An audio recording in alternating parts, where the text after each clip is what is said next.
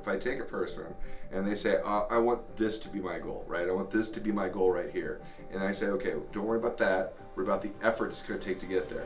And then all they do is worry about the effort. And the next thing you know, their end point isn't here, it's here.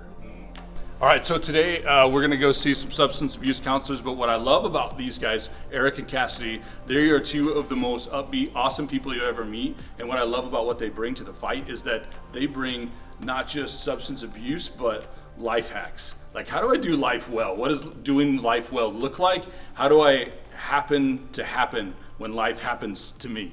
That's a lot happening. Let's go check it out.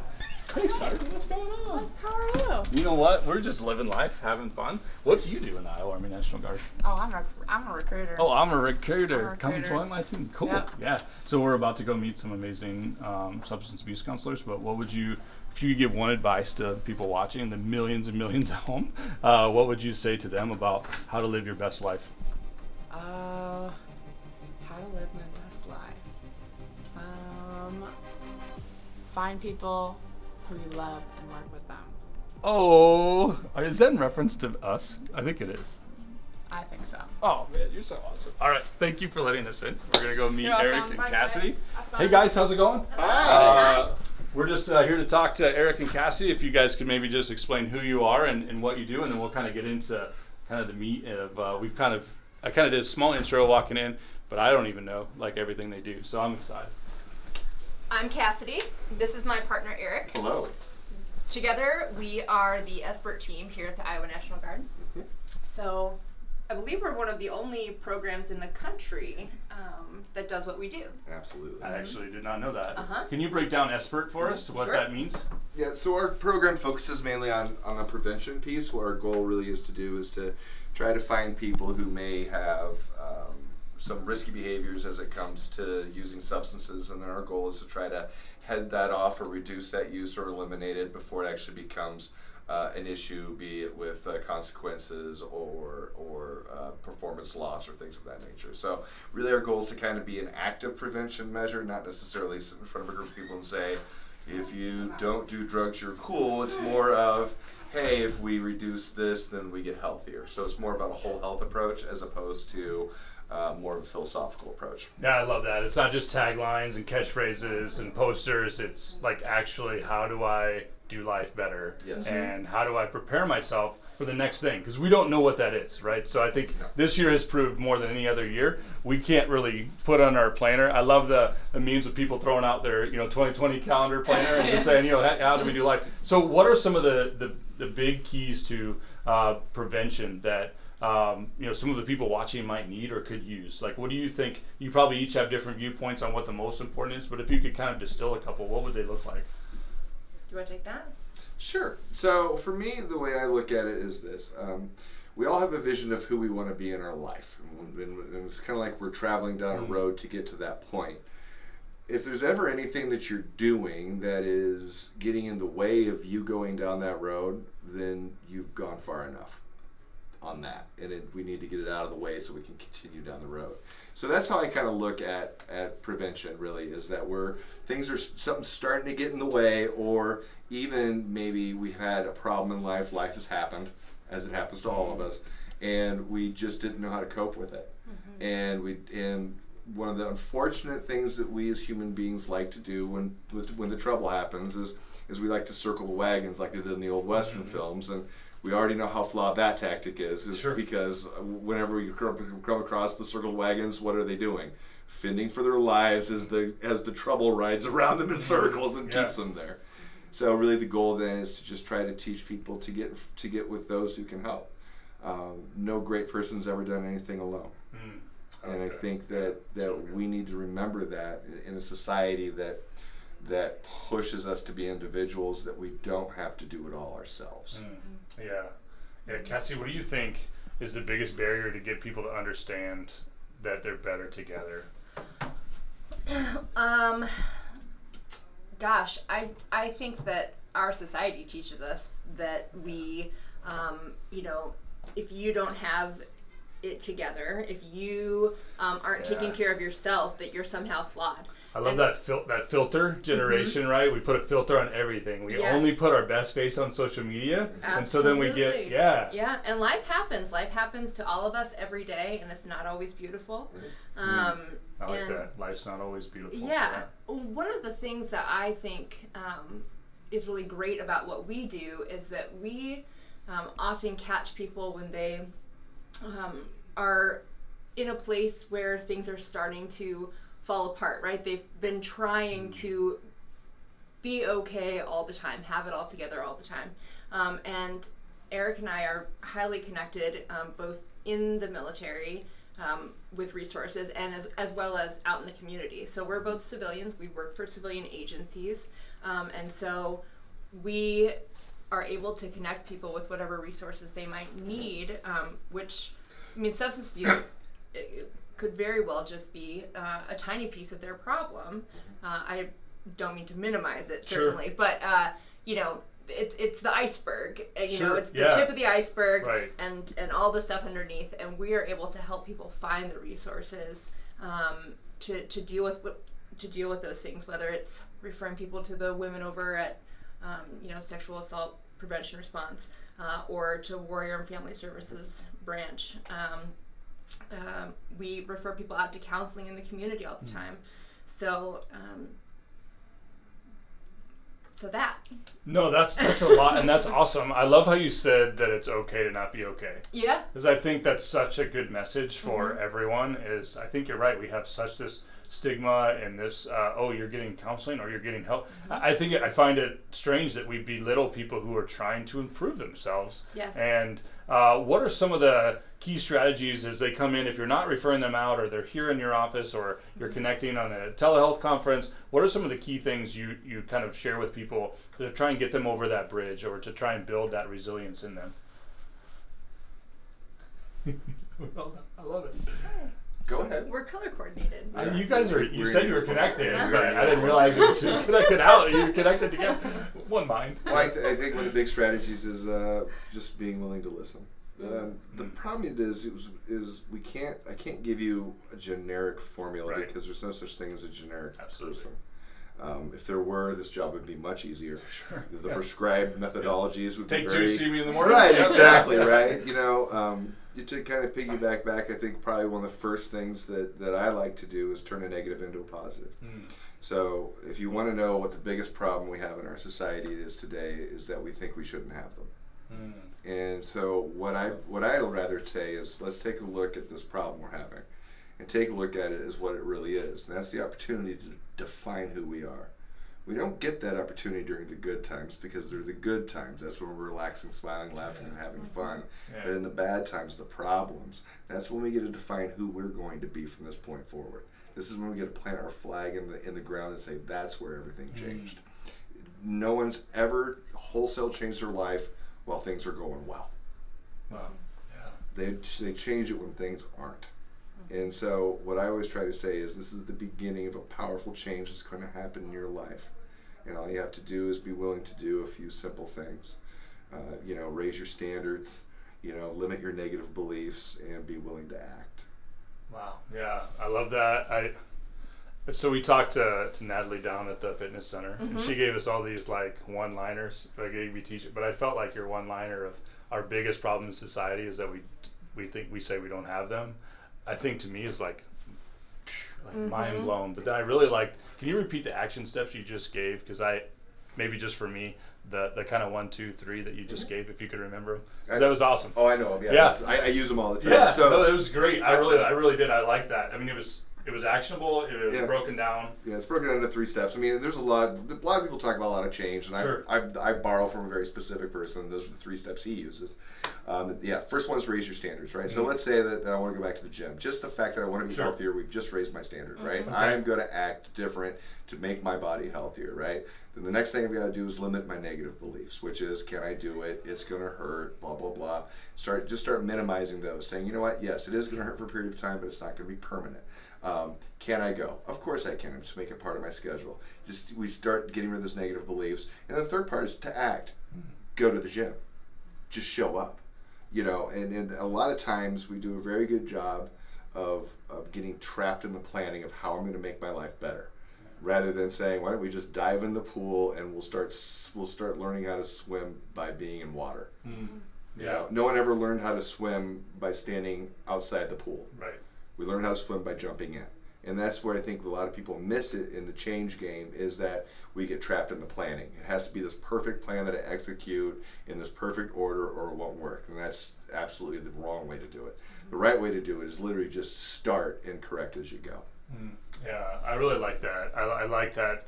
Just do something. That's kind of what I'm hearing. Yeah, do something. I mean, obviously, we want them to be a positive something, probably with a caveat, Absolutely. but do something that moves you forward towards where you want to go. Yeah. Do you guys talk about goal building at all, Cassidy, as you're going through, this kind of this process with people? Yeah, absolutely. And we could talk about SMART goals or anything like that, where you're making it very deliberate each step. You know, understanding each step in the process of having a goal. But really, I think what you said is sometimes you just dive in and then you figure it out as you go. It doesn't always have to be fully mapped out. And so often people get caught up in that process that they never actually start. Paralysis by analysis. Yes. Yeah. Absolutely, yeah. So you used to have something on your board that was intention and decision. And then in the middle is just effort, right? Yes. Or help me out there. What was? I feel like that's very useful in this. So the difference between an intention, everything starts with an intention, right? I intend to go to the gym, and then so an intention is a thought, which typically we follow by a thought, right? Whereas a decision is a thought that is followed by immediate action. So really, the only difference between the two is effort. So if I have this idea of how I want to make my life better, if you want to make a decision, all you have to do is put the effort in. And the one thing I think that we get too focused on in change is we are result focused, right? So I'm going to go to the gym and I'm going to focus on getting this result, and if I don't get this result, then I have failed. Whereas what I should be focusing on is the effort. Am I showing up? Am I doing it? You know, don't care about how long it takes. I just care that I'm putting in the effort to do it. And typically what I find is if I take a person and they say, I want this to be my goal, right? I want this to be my goal right here. And I say, okay, don't worry about that. Worry about the effort it's going to take to get there. And then all they do is worry about the effort. And the next thing you know, their end point isn't here. It's here. We made it further than we thought we ever could, because we just stopped paying attention to that being the finish line. Yeah. I like that, and I think it follows well with, again, talking to Natalie, she said something that struck me is it takes 12 weeks for somebody to notice actual physical results. Do you find the same thing as you're working with individuals, that they struggle maybe with the time and the consistency with it? Can you talk a little bit about being consistent, or that? I think we're such an instant generation. We want, you're going to come in and you're going to fix me. You talk a little bit about that process. Go ahead. Okay, now I really feel like I'm dominating here. Yeah, so the process. You dominate, man. Yeah. Kind of like the way change works is this, right? You get this really good idea and you get really, really motivated. You're like, I'm going to go do it. So it's like literally you go to the gym one time and you walk out with biceps. You're like, yeah! And then it's going to take you another 11 weeks to get everything else working. Right. But you're like, but I got the biceps so fast. Why isn't everything else happening as quick as I want it to? And that's the issue we run across with change, is that we really get like this really great motivated idea and we start doing it. And then we're looking, and we're looking, and we're looking, and that comes down to another issue that we run into, right? And what I would say is that most people overestimate what they can do in 1 year and underestimate what they can do in 5. Yeah. And so if I were willing to sit back and say, okay, everything I'm going to do from this point forward, any change that's worthwhile is going to take effort. It's going to be simple but not easy, right? So then what I've got to do is be willing to understand that there is no due date, there is no stopwatch, there is no amount of time. There is I start. And that's where trusting the process, I think, comes in too.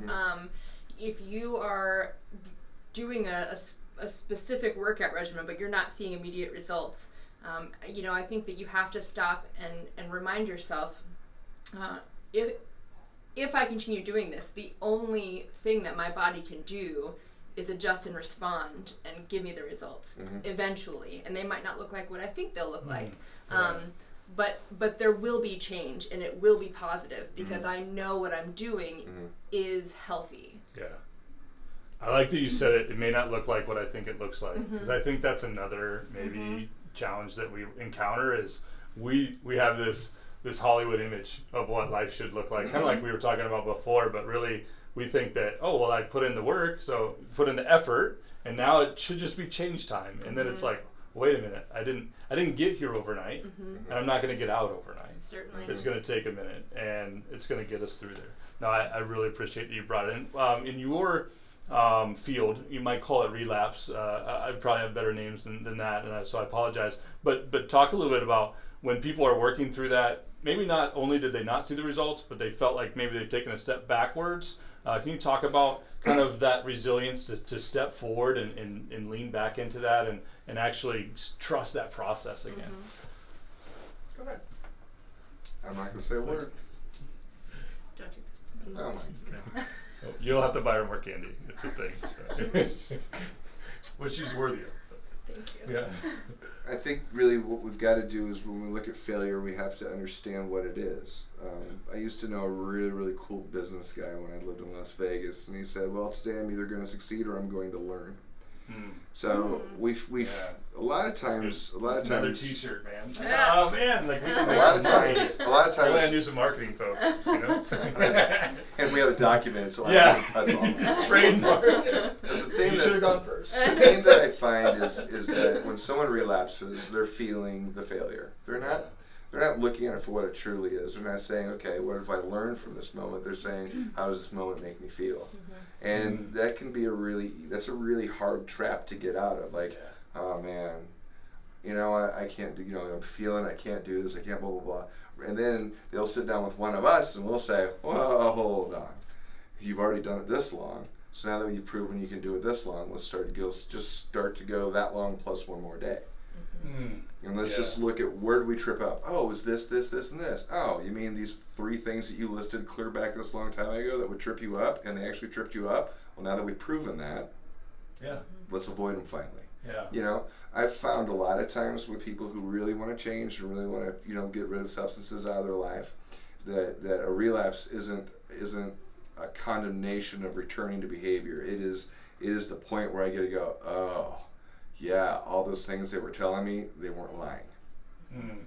They weren't lying. Right. And that's typically what happens because when we're changing substance use, we're changing so many things. So many times we're changing our group of friends, we're changing our social outlets, we're changing our habits, and like you said, it takes you change a behavior with a behavior. So I'm trying to change it with another behavior.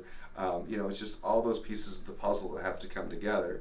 And it's easy to say, well, okay, I'll stop doing this, but I want to keep hanging out with them. And then we realize, oh yeah, I can't do that anymore. And sometimes there's always parts that we're going to be stubborn on until we can't be stubborn on them anymore. Yeah, that's really good. I think as you were talking, I was really thinking about the fact that not only does change takes time, but it's uncomfortable. And I think we want to be comfortable, right? So it's easy to return to our comfortable behavior, even if it's bad for us. It's comfortable, right? We love to be comfortable. We don't like to be uncomfortable, but really a lot of lasting change comes from discomfort. And then I also thought about, as you were talking, that we can't really trust our feelings. So I think that's kind of silly, but to say out loud.